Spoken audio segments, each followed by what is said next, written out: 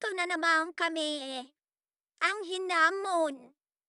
Isang buwang hindi lumamon. Ay, eto na, mag-ready na. Tayo lalamon na. Ang sarap-sarap. Ikaw naman, wag mo nang tawagin ang mga laman lupa dyan. Kumain ka na lang. Kita mo si Nunoy. Ayun, ang kinakain ay inihaw na bangos at mangga na may bagong. Pagkatapos, pakbet na may saluyot. Ang sarap-sarap ang mga walang iya. Ang lalakas lumamon. Buti na lang. Andyan si Boss Jun. Boss Jun, sana all. Nagpakain, kinain, at kumain si Boss Jun. Ay, ay, ay.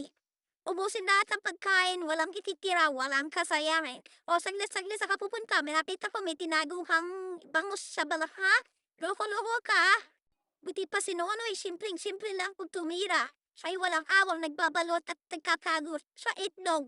Ay buti pa yung iba, harap-harapan lantaran, tumidiskarte at nagbubulsa ng pakbet na may sabaw. Ayan tuloy, nagkalat ang sabaw sa kanilang mga bulsa.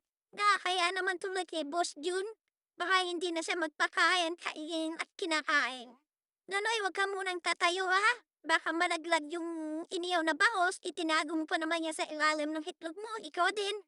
Naaya, maraming makakakita.